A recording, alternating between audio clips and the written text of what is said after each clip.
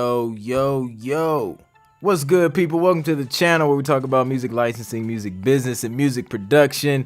If you love any of the previously mentioned, be sure to subscribe so you can stay up to date on all my latest content and hit that bell icon thing so you'll be the first to know when that content drops. So shout out to everybody. We are back for another live Q&A here on Ustream.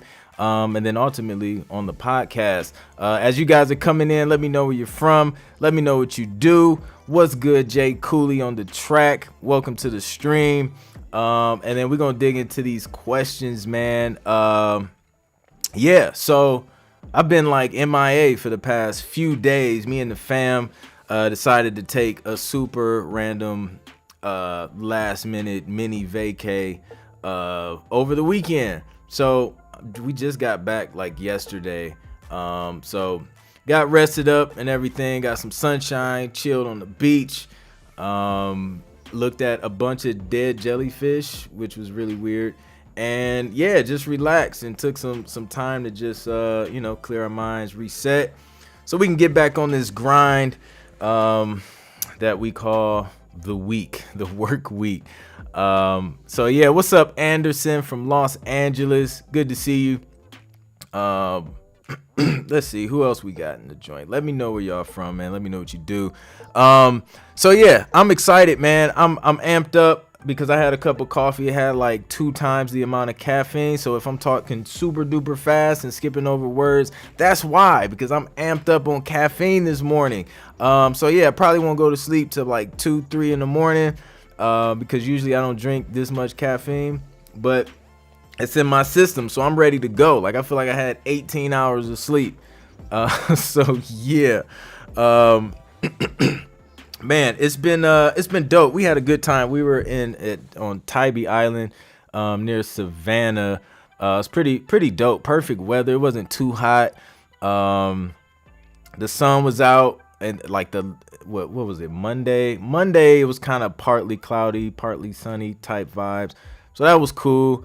So yeah, man, it was just good. Like sometimes you gotta get away from everything that you do like every day and just kind of take a break, man, so you can come back refreshed with new ideas, new thoughts, and things like that. So it was dope. Shout out to Tracy, man. Good to see you, bro. How's everything going? Hopefully all is well. Let's see, man. What can we talk about today? I know I dropped a video recently on how to figure out if your music is good or not. So if you guys haven't checked that out, go ahead and check that out. Some good information, man, because again, you don't know until you start putting your music out there. So some good gems. What's up, Midwest Nate? Good to see you back in the building. Jay Cooley, everything is good. Yeah, man. So yeah, so like I said, I'm amped up.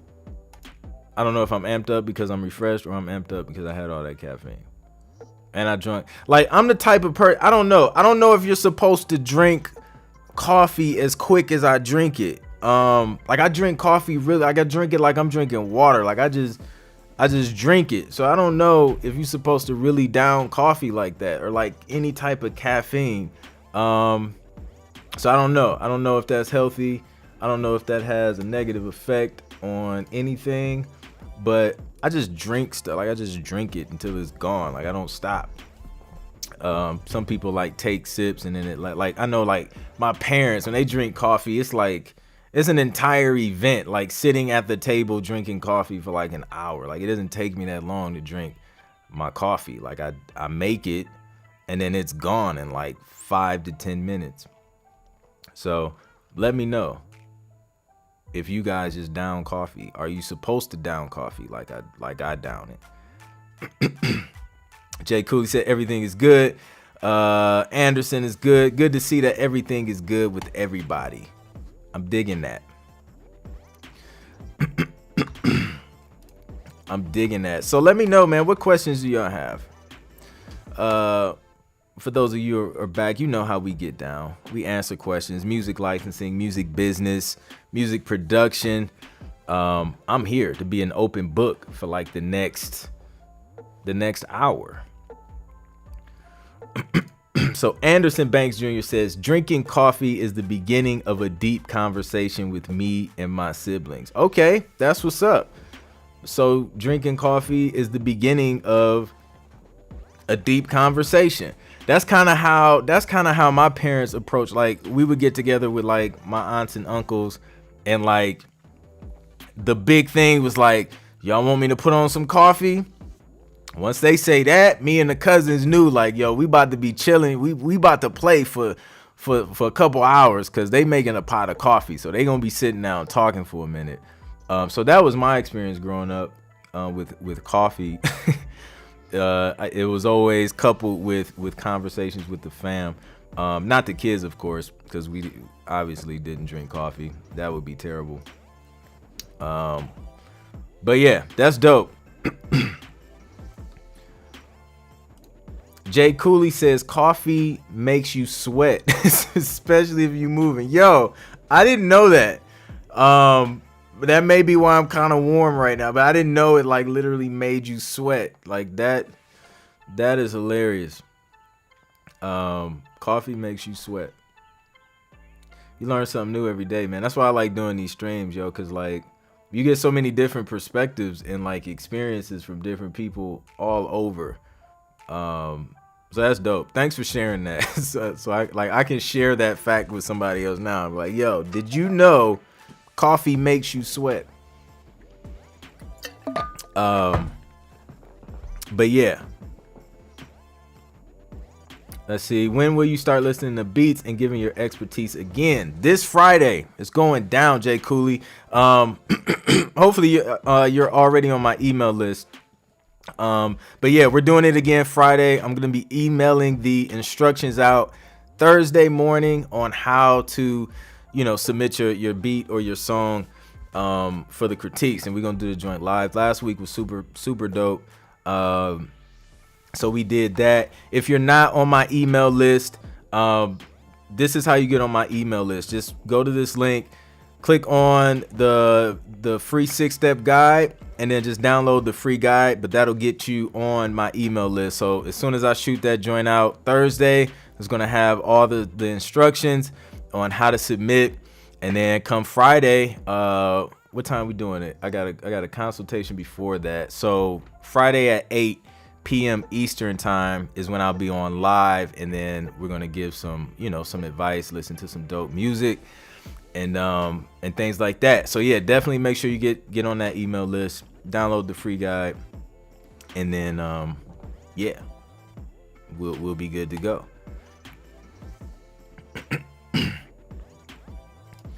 Midwest Nate says coffee actually has some good health properties to it. Yes, that's what I've read as well. I've heard is actually, it can be healthy. I think it gets unhealthy when you start putting all the crazy sweeteners and sugars and creams and all that stuff in there, which is the stuff that's how. So coffee for me was like, it was like this, because I used to hate coffee. Like, I like the smell of it, but I never liked the taste of it growing up. Even as an adult, like in college, I drank coffee maybe once or twice to like literally wake up and pass an exam. But I never really liked the taste of it. But what happened was, it was like a gradual thing. Like I think my wife had like a caramel cappuccino from Starbucks once, and I tried it and I was like, yo, this is kind of good, because it wasn't like a super strong coffee taste. It was like, it was a frappuccino. It was sweet. So I kind of got hooked on those. So I was drinking those for a while. Anything iced, like I would drink iced coffee. I didn't like the hot coffee. I had a teacher in high school. She drank hot coffee all the time, and her breath was a different kind of breath. Like, it was bad. It was real bad. Like, it was so bad, like when she would come and help you out with the assignment, like literally you'd be doing one of these, like trying not, or like turning the other. It was bad. Like, it was man, to this day, like I remember vividly. But that turned me away from. Yeah, I was like, yo, if that's what it does to your breath, I think she had additional issues going on with the teeth and the breath or whatever. But I was just like, yo, if this is what coffee does, like I want no parts of it. So that contributed to me not wanting to drink coffee. But then over time, like I started drinking the caps. Then we had our son. And when you have a kid, you get zero sleep.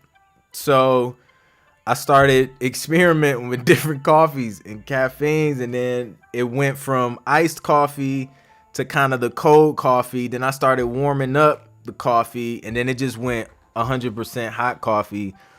And now I drink like coffee every morning. I'm like, yo, I need that joint. So it was like a gradual thing for me. That's been my experience with coffee. Shout out to everybody coming in, man. We're talking about coffee apparently, but let me know where you from. Let me know what you do. It's a live Q&A. We're talking about music licensing, production, and other random stuff like coffee. I had coffee today, 2x the caffeine. I'm super hype right now. So yeah, let me know what y'all do, what questions you have, what struggles you have, and we're gonna try and address them. Anderson Banks says, I'm focusing now on mixing, but I need to know the proper panning of instruments for a fuller sound. Yes, man, that's crucial, right? So I'll give you some tips that I use like in my mixing and I teach in my mixing course. So as far as panning, like this is what it looks like for me. So I have my kick, my snare, my bass or 808, and like my main keys or pads or whatever right down in the center, right down the middle. And then everything else I start panning. Like I usually pan my hi-hats, I pan my crashes, I pan like synth leads and other additional sounds in different areas to create space. Vocals, I usually have the lead vocal right down the middle. And then my ad libs, depending on what kind of ad libs I'm doing, sometimes I'll like do panning on different sides for different ad libs, and then like my background vocals would be stacked, and then I would pan those hard left and hard right, 2 stacks on each side. So that's usually how I do it, spread things out, and things like that. So maybe that'll help you. We got Ryder Williams. What's good? You are here, man. Welcome to the stream. I'm learning how to get better with my mixing. Indeed, man, it's an ongoing process, man. Like I'm learning new things. I actually just it's on my list to create a vocal mixing course. I already have the Urban Mixing Made Simple video course, where I break down mixing instrumentals and beats and things like that. But I've been getting requests to do like something around vocals as well. So you guys can look out for that. I'm excited to kind of put that together, and it's going to be just like my Urban Mixing Made Simple course, where it's like, yo, I'm going to just keep it simple. Like, cause when I started mixing, I was doing a whole bunch of stuff, and it was making my mixing process harder because I had like all these plugins, all these tracks. So over the years, I found a way to really simplify it to where it's less complicated and more effective and efficient.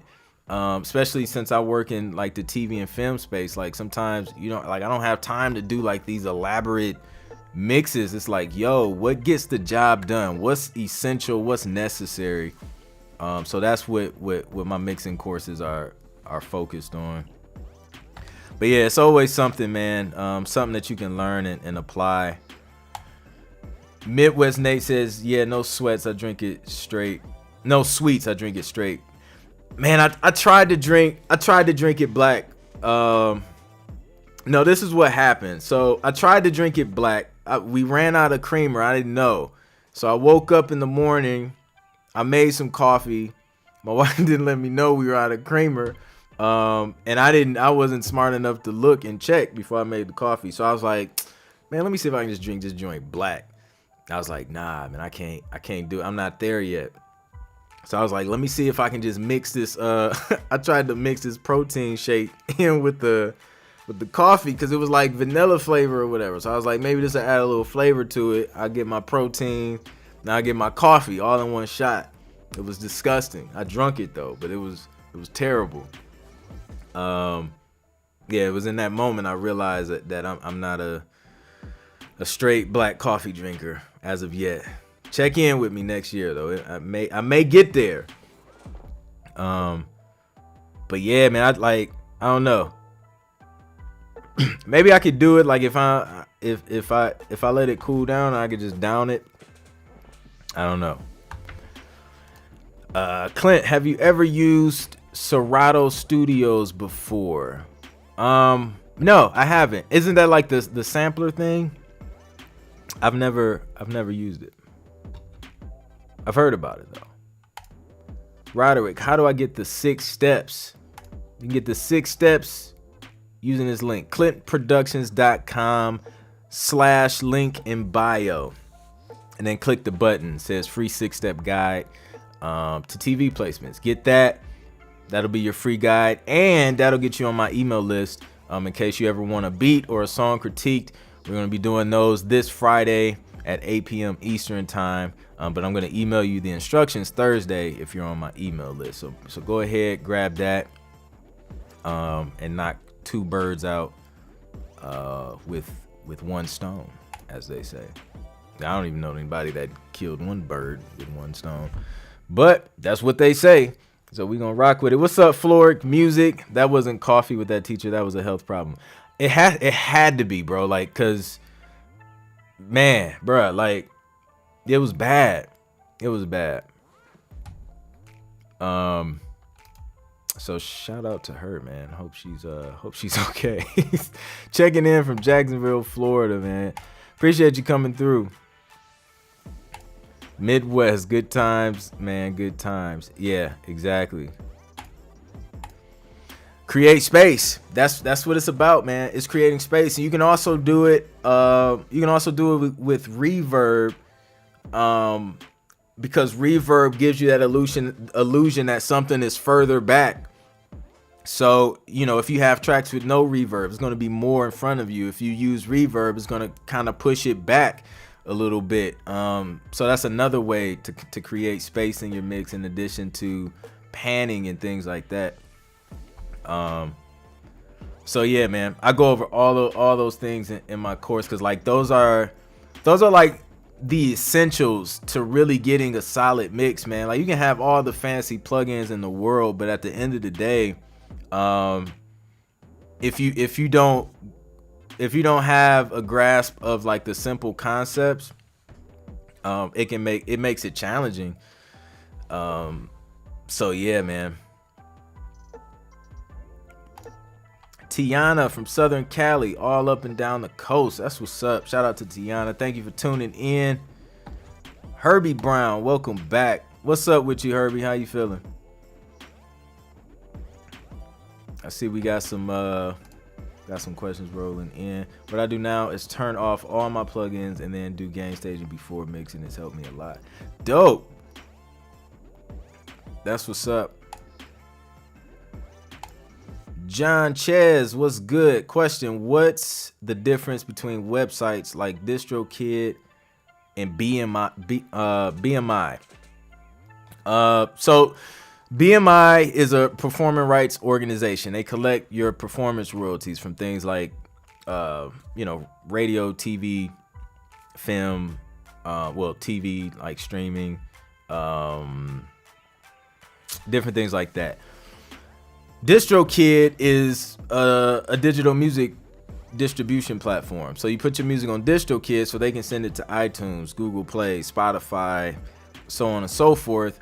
And then BMI, you register your music with them so that in the event that something gets used, like a live concert, they collect for like live concerts as well, eligible live concerts.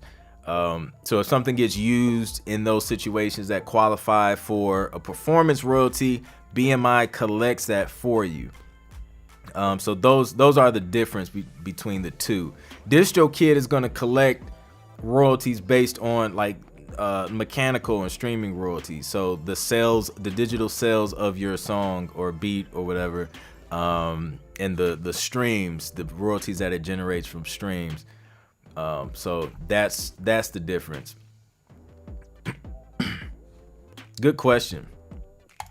LW is back in the building. She says everything black is good, including liquor. I hate licorice. That flavored, I can't do it. I can't. As a kid, like the first time I taste that black jelly bean, like it was over with. It was like, nah, I never want this again. But black is beautiful though. Black is definitely dope. I just can't do that flavor though. Some people love it though. It's like either you love it or you hate it. I feel like that flavor. John is from Boston, man. Shout out to Boston. Tiana, that's tight. I need some honest feedback on my songs. That teacher had tonsil stones. Yo, she had something. Something wasn't right. It wasn't normal.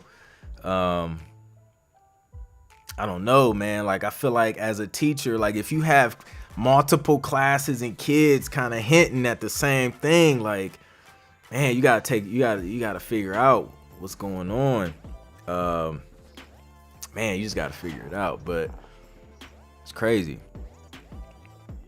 Noah Drake, I'm Noah in South Florida, wondering if an audio engineering degree in music production is worth it. Good question. I get it a lot. I'll put it this way. Do you need it to learn audio engineering? No. We have YouTube, man. Like if you're disciplined enough to carve out time every day, you have courses as well to where you can be focused and be accountable to learning what you want to learn. You can learn that stuff either through a digital course or on YouTube, and just kind of grow at your own pace instead of throwing thousands of dollars on a degree at a music school or whatever. I think one positive in like going to an actual school or something to learn that stuff is probably the networking opportunities and the people you'll meet in that class, and just build relationships through that. But I don't think it's like 100% necessary. Like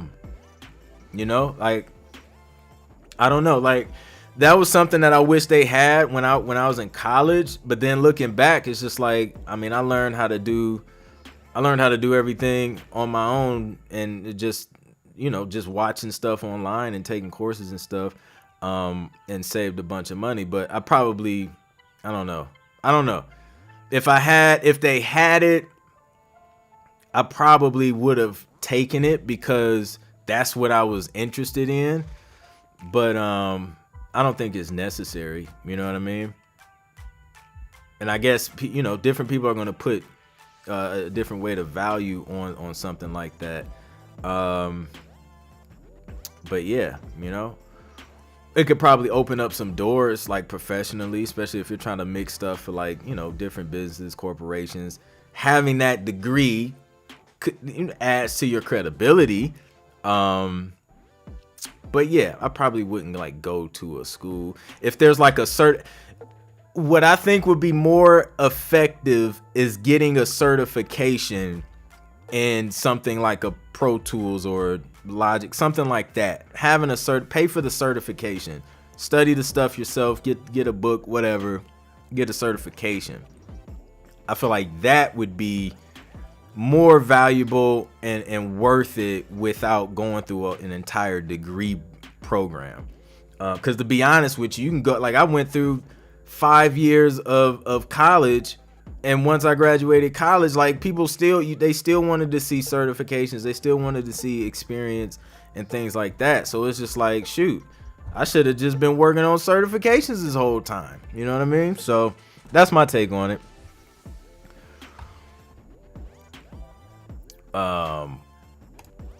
Anderson Banks, I just realized that I bought your Urban Mix and Made Simple course. I'm gonna go back over. Yes, indeed, man. Like, go over that joint. You can watch it as many times as you want because it's a video and you own it now. But yeah, man, like go over it, and I want to do. Let me know what you think about it once you take it. I want to do like some other like advanced techniques as well to kind of follow up on that. So let me know what you think, man. Because there's some other little tips and tricks too that I want to share. So yeah, I love hearing the feedback on the courses that I provide, because it allows me to, number one, make them better. It let me know if they suck, so I could go back and make changes or whatever. But then it also lets me know what other areas you guys are like struggling in, so then I can create stuff that can help you learn what you don't already know. Because everybody's at like different levels, so the feedback helps a lot. I appreciate it. What up, Immaculate? Shout out to everybody coming in, man. If you guys are just joining, let me know where you're from. Let me know what you do. It's a live Q&A. I had a lot of caffeine, so I'm talking real fast. I'm super amped up, and my heart feels like is pounding real fast. It was a lot of caffeine. It was 2x, so I've been on that for the past week. Because we had, so this was the thing. So we took a little mini vacay, right? So we stopped at this Walmart because we wanted to get some things for the beach house before, because honestly the food at the it was terrible, to be honest with you. So we got a couple things for like breakfast and lunch and things like that. So we was trying to get some K-cups for the little coffee maker thing, but we didn't want to get like a huge 24 pack. So he was like, yo, let's get like the smallest pack we can find. So the smallest pack we could find was like a 12 pack. Oh, and it was like a 10 or a 12 pack, but it was only this Starbucks 2x caffeine. So that's what we had to go with. So now I'm trying to drink it up. So I've been drinking it every day until it's gone. My wife can't really drink it. Like, she'll have to like water it down or like only drink half because she's sensitive to caffeine. But me, I just take it, just drink it all. But yeah, so that's what's going on. What's up, Quell? Good to see you. Thanks for coming through. We got another question from Tracy Brown. On ASCAP application, is it best to do both writer and publisher applications? And also, is it best to let ASCAP represent you regarding home recording rights?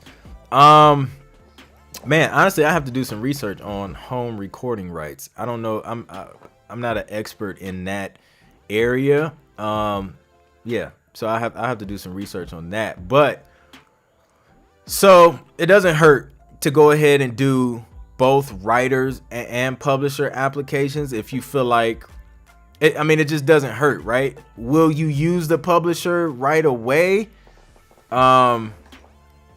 It depends on what you're doing, but you will have to have like a publishing entity or like company to register the publisher, to do the publisher application. Like, for example, ClintMusic Publishing. So it's like I have my personal one, which is just Anthony Clint Jr., and then I have like ClintMusic Publishing, and then the publishing company has 2 additional DBAs. So I have like Published by Clint, which I think that one is ASCAP, and then or it's either ASCAP or BMI, and then the other one is like Music by Clint or something like that. So you have to have 3 different. If you're a publisher, I'm trying not to confuse you. So if you're a publisher, right, and you're publishing other people's works, because that's what a publisher does ultimately. If you branch out and go that far, a publisher is usually registered with all 3 pros because they have to represent writers for each that's registered with each organization. But you can't have the exact same publisher's name with each pro. So I can't be ClintMusic Publishing with CSAC, ASCAP, and BMI, even though I am.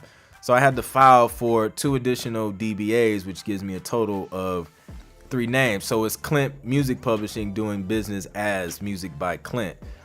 So it all comes back to ClintMusic Publishing, but that's just how you have to do it. But if you're just like publishing yourself and you get a direct relationship with, say, an editor or music supervisor, and you're able to keep your publisher's share of royalties and your writer's share of royalties, that's when having, both work in your favor. Especially with ASCAP, because ASCAP doesn't allow you to, double up on your writer share. So BMI, like if you don't have an official publishing company, you can do like, you can say like, you don't have, or like self-published or self-administered or whatever, and then they'll just kind of double your writer share so that you're kind of getting both sides on your writer share, if that makes sense. Whereas ASCAP, the only way you get in that publisher's half is if you have a publishing entity, and that's registered with ASCAP. So then you can put 100% writer share for Tracy Brown, and then 100% publisher share for Tracy Brown Publishing or whatever. So hopefully that makes sense. I know it gets, man, like this business stuff, it's so many moving parts and like details. It's overwhelming and confusing sometimes, and it's a lot to grasp like right away. So hopefully these sessions help make stuff make sense. Quell from South Florida. Me and my twin brother just started a group called Two Tones. Any advice up and coming also on licensing our name? So I would say start, my advice is just to start just making music, man. Like making good music. That's where everything starts. Lining up some singles and start testing the market, seeing who's rocking with your music. Start putting it out there, start getting feedback from people, and see if you can start building momentum and just focus on some singles, man, and just start releasing them consistently, start releasing content around those, and go from there. Then you can start focusing on, red light, reserving your name and becoming official and things like that. As you start to build, like right now, the focus should just be on building and just creating great music, and making sure people rocking with you. That would be my focus starting out. And then once you start growing, you start seeing growth, you start seeing people catching on, and people sharing and things like that. Then you can start worrying about, trademarks and all that stuff. Cause that's not a cheap process either. I think that depending on where you go, that process usually starts like around $2,000, just to go through trademarking a name. You don't want to dish out like a boatload of money and you're just getting started. You know what I mean? So that would be my advice.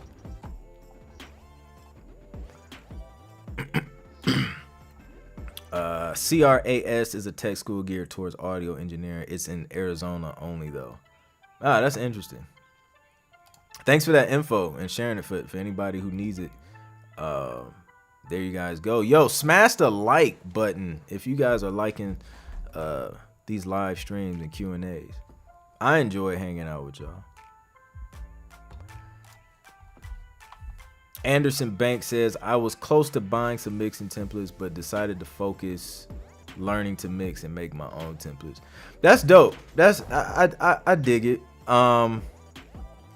Cause sometimes if you're using a template, you're using what somebody already created from scratch. But if you can learn how to create everything from scratch, such as, just learning how to create an auxiliary track. Like I had to do that on Pro Tools because it's not the most intuitive thing on Pro Tools. And Logic, when I switched to Logic and I created an aux track, I was like, yo, that was super easy. Like literally all you have to do is it's 2 clicks. Whereas Pro Tools, like you have to go through you have to create a specific type of track and then you got to route the track.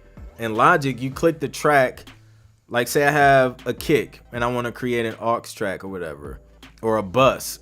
I just go to the bus section, select the bus number, and it creates it, and it's automatically routed to, it's connected. It's just, I don't know. Logic makes certain things easy. But yeah, I feel you on that, Anderson. No doubt, Noah, man. Glad I can help. Jay Cooley says, how can I purchase the urban mixing course? I'm gonna post the let me see. It's on my store. I'm gonna post the link. So you can visit the store, clintproductions.com/link in bio. That will pretty much take you, you'll go to the clintproductions.com/link in bio, then click on the My Store button. All of my courses, all of my sound loop packs, MIDI packs, all that stuff is on that, is in that store. So yeah, that's where you can find it. But yeah, man, I definitely want to get a mixing course together. I have that on the schedule to knock out next month. So yeah, definitely want to do that. Let's see, what do we have? Carrie, what's up, Carrie? Starbucks, let's talk music, dude. Yo, I know, Starbucks, man, coffee. Don't get me back on the coffee thing. I have plenty of it, man. So I'm catching up on the comments. I see everybody talking about coffee again. I began drinking coffee in '83 when I joined the Marine Corps. Black coffee, the way the Marines drink it, and I've been hooked ever since. Man, one day I'm gonna try it. One day again, maybe later. It may grow on me, like coffee grew on me. Like I didn't think I would ever just be a coffee drinker, but it grew on me. So we'll see. Carrie says, there is publishing paperwork to make your own publishing with BMI. Correct. Not sure if ASCAP has paperwork. BMI is 150 to set up. ASCAP, they have it's kind of like the same. They have a process as well, as far as like paperwork and things like that. CSAC, you know what? I think CSAC had paperwork. Like when I signed it with CSAC, it was, they took care of a lot of things for me and kind of made it easy. So I think there was paper. I don't even remember, dude. Like that's crazy. But yeah, I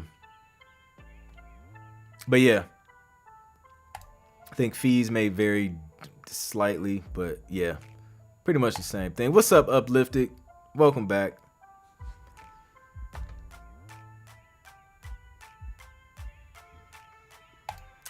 How do I sign up so you can hear the songs? I'm on the website now. Oh, okay. So if you're trying to get linked up to do the song critiques on Friday, so I'll be live Friday 8 p.m. Eastern time here on YouTube.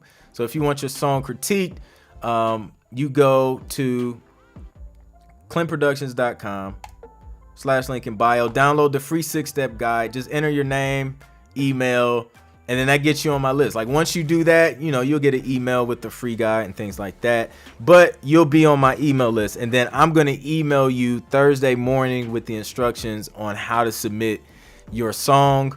It's just one song or one beat per person, artist, producer, however you want to put it. But yeah, I'll send you all the instructions Thursday, which is tomorrow. And yeah, then we're gonna go live Friday and we're gonna listen to these joints. I'm gonna try and get through all of them if I can. I never get through all of them. It's so many, like I get so many submissions, it's crazy. But I'm trying to get through as many as I can, and there'll be an option to skip the line if you want through super chats. But yeah, that's what we're gonna be doing Friday. So that's how you do it. Get on the email list. You'll get a free 6-step guide to TV placements, and I critique from the perspective of, would this beat or would this song work for TV and film? So that's the perspective I'm approaching it, and kind of give you critiques based on that being successful in that area. So that's what we're going to be doing. It's going to be dope. Last Friday was super dope. I did it like a few weeks ago. and it was dope as well. So yeah, definitely looking forward to it.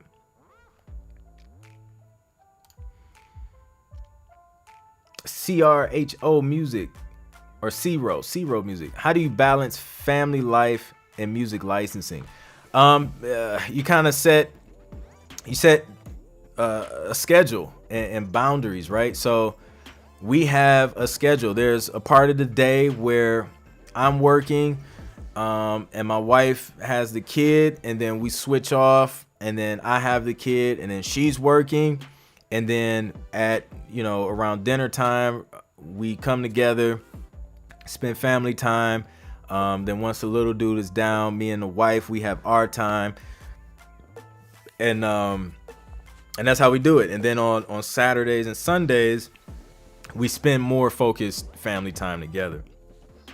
So we'll try and do something, plan an event or something, go somewhere with our son and do something with him that he finds fun, and something that'll wear him out so that he goes to sleep, take naps and stuff like that. But yeah, the weekends are really focused more so towards family. Occasionally we have to slip some meetings in or whatever, but for the most part, yeah, that's the focus. Yeah, and we just kind of have schedules, and there's just times where it's like, okay, quality time, or there's times where what we'll call like quality time. Like, so sometimes, like, we both love what we do, right? So sometimes it's easy to just pick up the phone and just like start doing business like unintentionally, because it's like, if you're passionate about something, it doesn't feel like work, right? You're just doing what you love to do. So sometimes we can kind of get off focus, and then if somebody else like wants quality time, if I want quality time, or if my wife wants quality time, we'll just call QT, and then we'll put the phones away, and then we'll just focus on one another, or the family or whatever. So that's how we kind of balance it, just by creating schedules, creating boundaries, and calling QT when we want some quality time without technology and all that stuff. So, yep.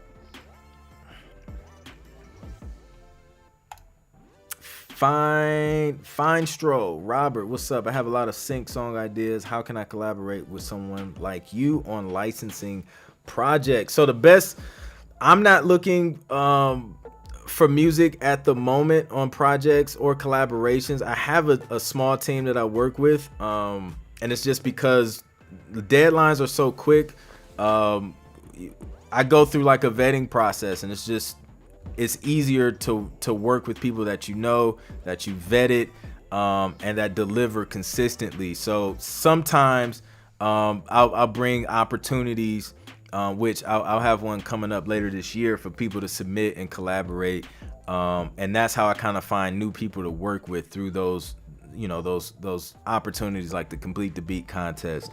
I found some dope producers through that contest, some dope just dope writers. So when I have those contests, that's the opportunity to get on my radar, submit music, and I can see if you can follow instructions. I can see if number one, you can compose quality music, and things like that. And then once that happens, there's been producers who didn't even win the contest, that then I'll go back like, yo, your stuff was dope, like, you know what I'm saying, like, let's bring you on and see how it works, and we just kind of go from there. But if you're starting out, the first thing is going to be finishing projects. Like, if you have ideas, that's cool, but a licensing company, supervisor, editors, they don't want ideas. Like, they want finished products. And then even people like myself, like, that you're looking to collaborate, people want to see that you can finish a project on your own as well, because we don't want to be the only ones like doing the finishing and doing all of the work. So you have to kind of prove that you can hold your own as well, and it makes it easier on everybody. Because if there's something where, like, where we can't, we don't have time to like finish the whole thing, or it's like a super short deadline, can you mix your own stuff like on the fly? Can you can you deliver stems how they want them delivered and things like that. So it's a lot of moving parts that goes into being successful in licensing. That's why I do these, so I can kind of give you guys insight on that. But yeah, there will be an opportunity for you all to collaborate with me coming up soon. I'm working on something. It's gonna be dope. Just stay patient, and we're gonna make it happen, man. So we can see, just see some dope talent. Even through my my Road to 10 Placements live sessions that we're gonna start back up soon. I found some talented writers and artists through that. So yeah, there will definitely be opportunities to do that. So I appreciate you asking.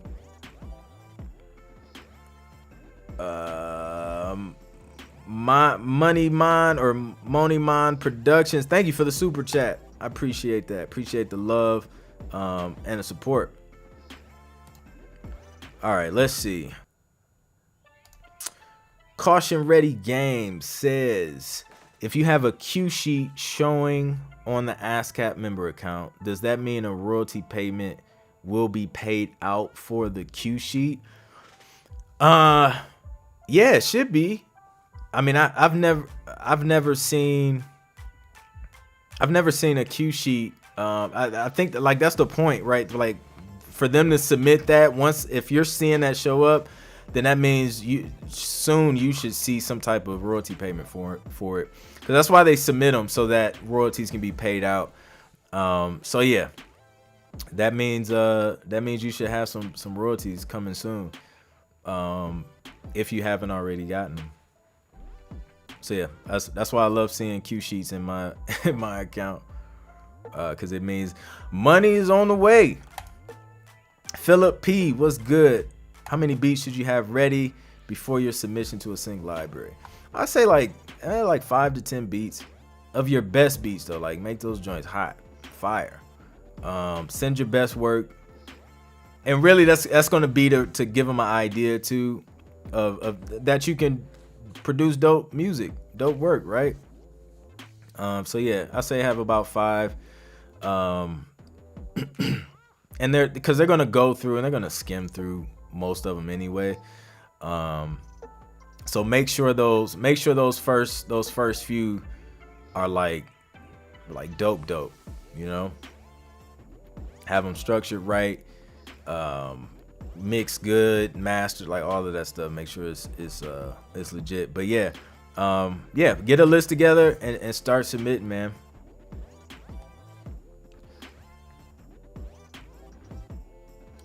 Oh, somebody else is mentioning CRAS.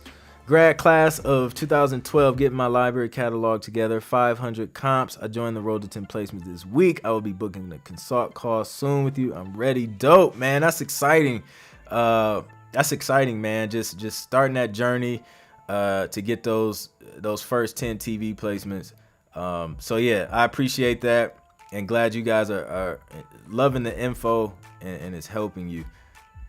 So yeah, definitely keep me posted on the progress, and looking forward to the consultation as well.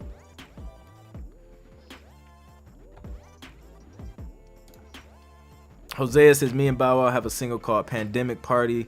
I want you to hear it. I think it will go good on WeTV for growing up hip hop. Dope. Yeah, dude, submit that joint. Make sure you're on my list, so that I can send you the email on how to submit that song. And then we'll try and critique it live this Friday, 8 p.m. Eastern time on YouTube. So yeah, to get on my email list, you just download this free 6-step guide. That'll get you on my list. And then you'll get my email Thursday.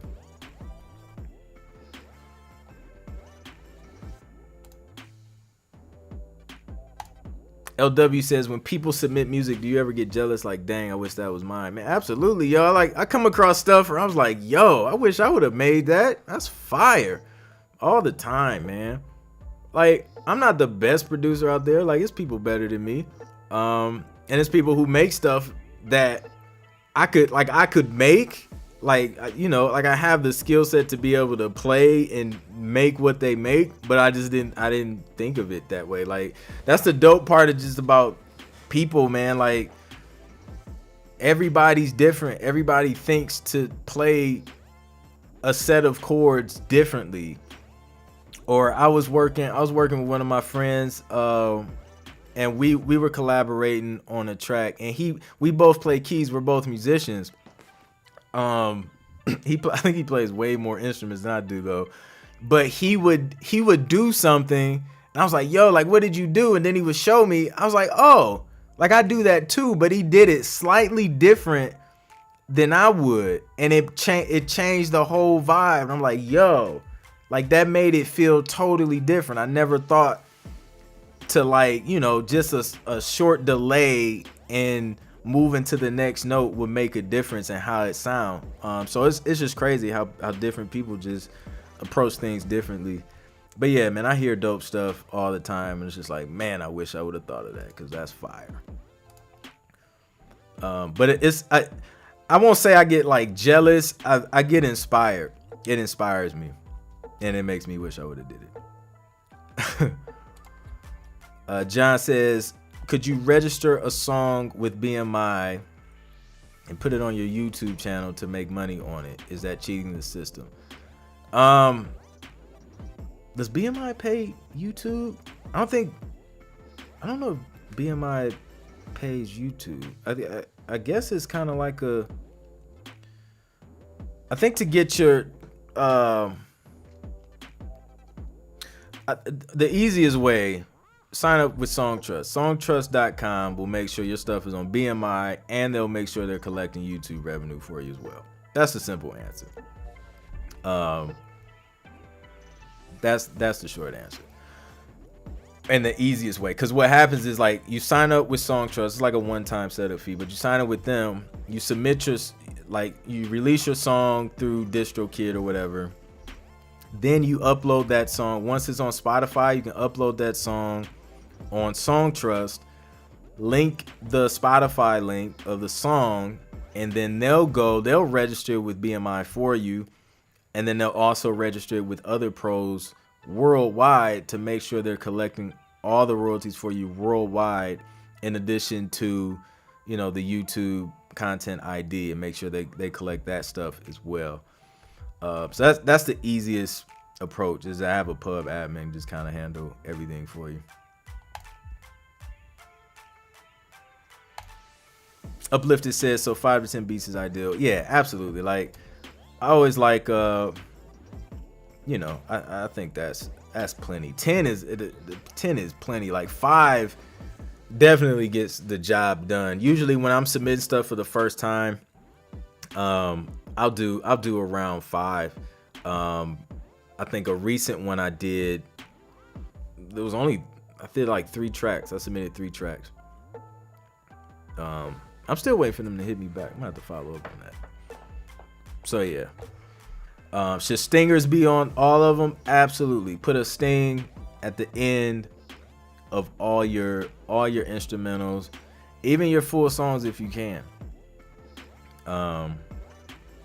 So yeah, that'll definitely increase your chances. You know. We Create Music TV. What's up? Good to see you, bro. For the new people coming in, we're just doing a live Q&A. Be on here for a few more minutes, take some questions. Smash the like button if you're digging the video, or the live stream. Not the like, it's kind of a video, but it's like a live thing. I don't know. Let's see. Immaculate. What's your take on submitting beats that you've dropped independently through Spotify? Example, beats from singles or beat tapes. Oh, I would submit them. Absolutely. Yeah, if they're your beats, you have them. Now you will, double check with who you're like. Submitting is one part of it. Actually having those beats signed to a licensing deal with the company is another thing. So, you can submit, those beats, and then once you guys start having the conversation of, are they available for licensing, ask them, I've released these through Spotify and things like that. Is that okay? And they'll let you know. They shouldn't have a problem. Like, I've never had a licensing company have an issue with releasing those things, but it's going to depend on that company as well, because some companies release their own albums and like catalogs and things like that. So for companies like that, like I did a project where we did like it's gonna be, what was it? It's like a hip hop orchestral album, right? But they're working on an album and then they're gonna release it. So I can't go and like release those tracks I did for that project and release it on my own on Spotify and things like that. So something to keep in mind. Just make sure you ask whoever you're working with if that's cool. That way, up front, and then you don't do anything that has to be undone and all that stuff.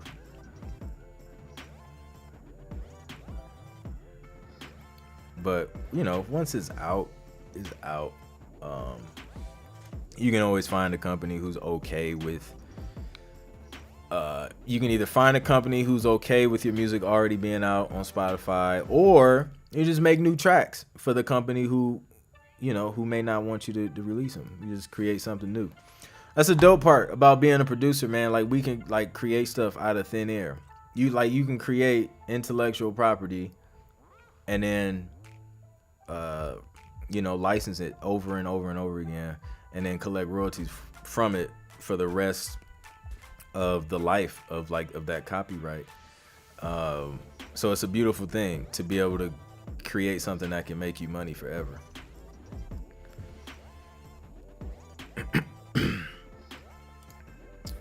Noah Drake, any tips for ads? I need to have my guy Brennan come on for. I'm gonna hit him up. I'm gonna try and get him on here live for the stream and for the podcast to talk about ads, because iOS and Facebook, you guys know that this big change happened as far as like ads, and just this whole the tracking and conversion pixels and all this stuff has changed.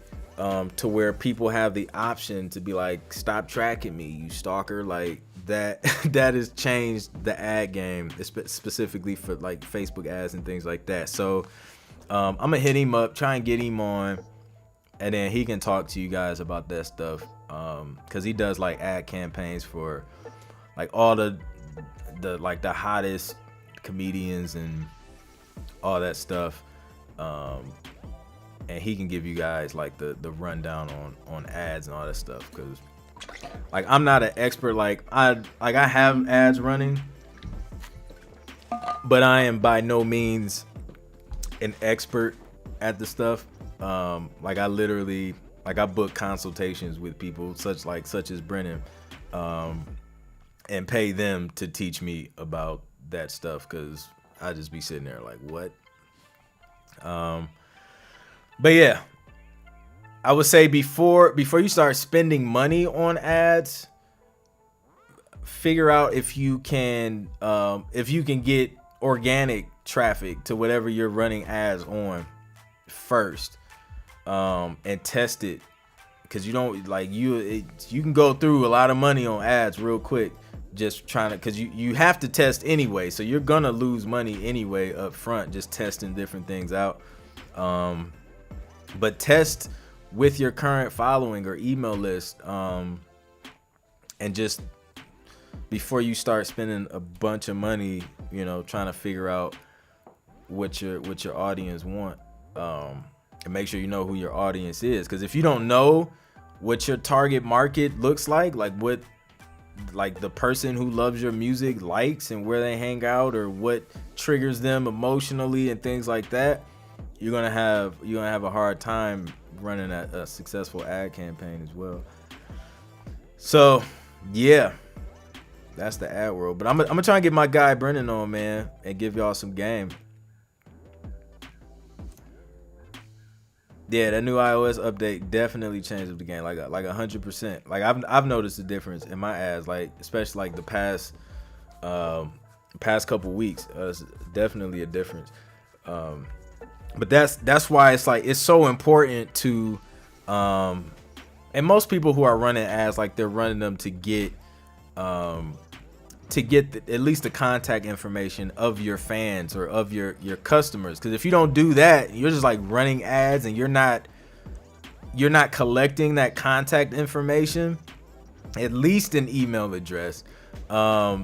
Then when changes like this happen, when Facebook decides to do whatever, if Instagram decides to just disappear, you lose like all contact with all of your followers, all of your fans, unless you own their information, unless you own their email address.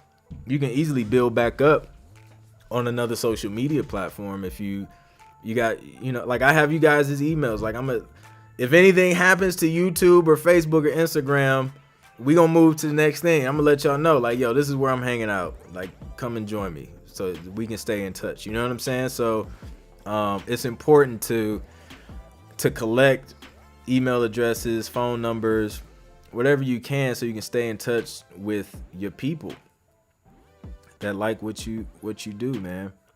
So you gotta start over from scratch, or like when things like this happen, you can find a way to pivot and stay in touch and continue to give value to the people who actually want it. So yeah, man, we definitely got to dig into that. That'll be a good one.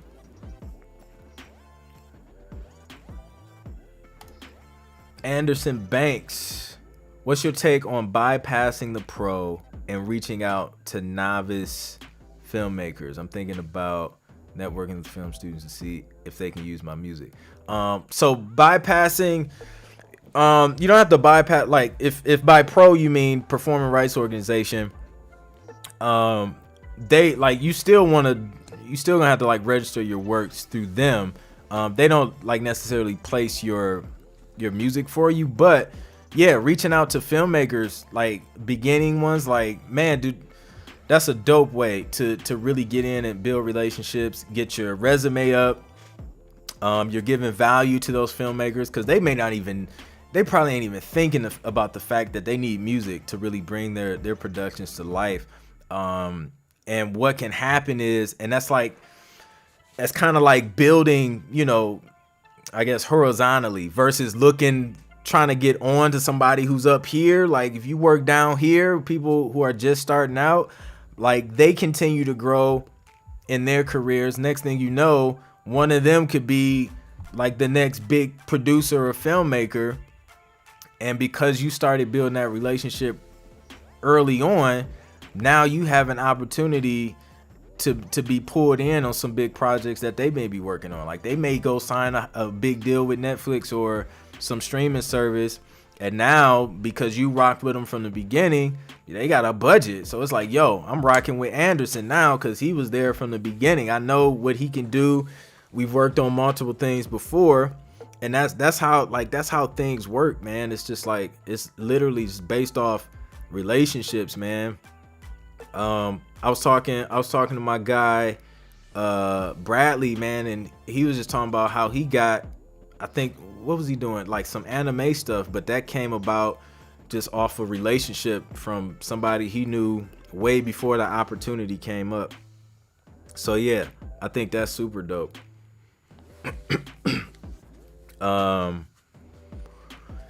Yeah, you can't go wrong there. No doubt, Noah. Appreciate you coming through. Yes, indeed. We create music. Super dope way.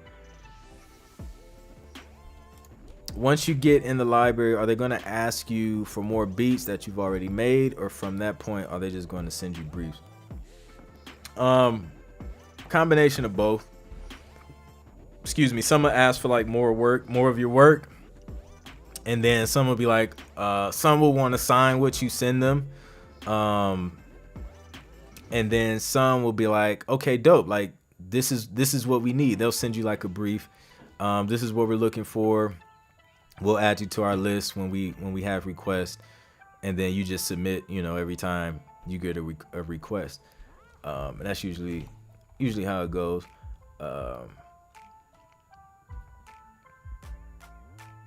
Yeah.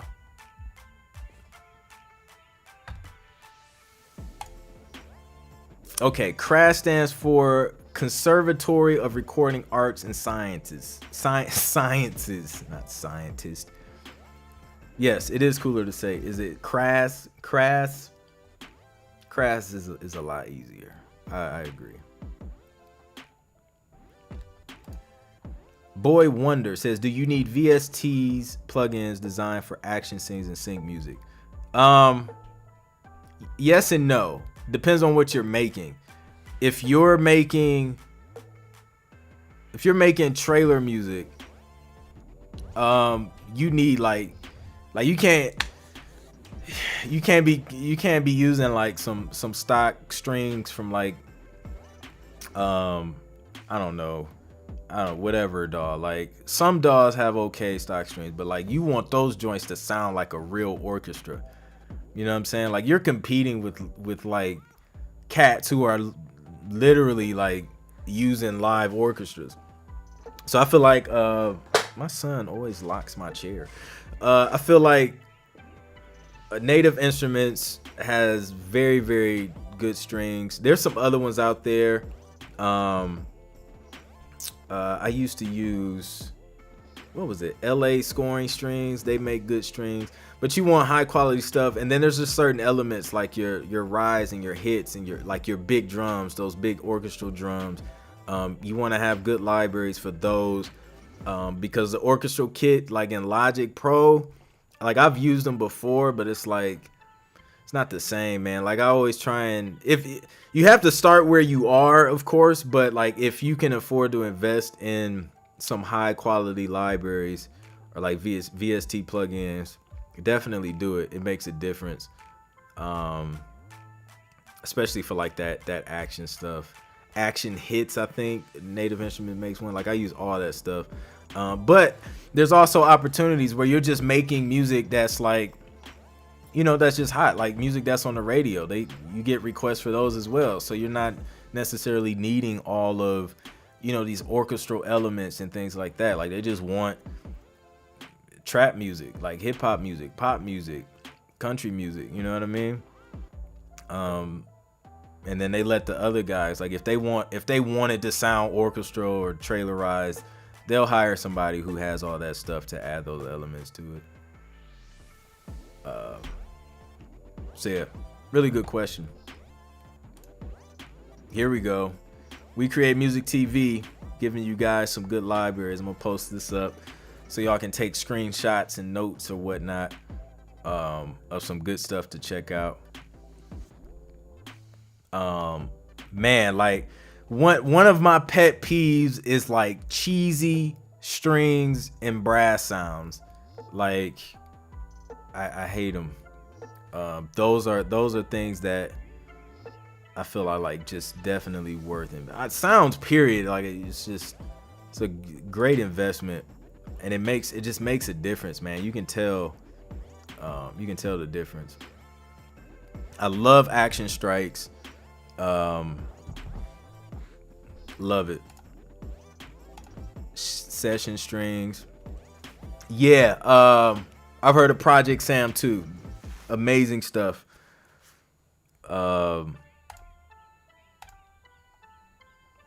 Amazing stuff. So yeah, make sure you guys are taking screenshots of this stuff that you can use.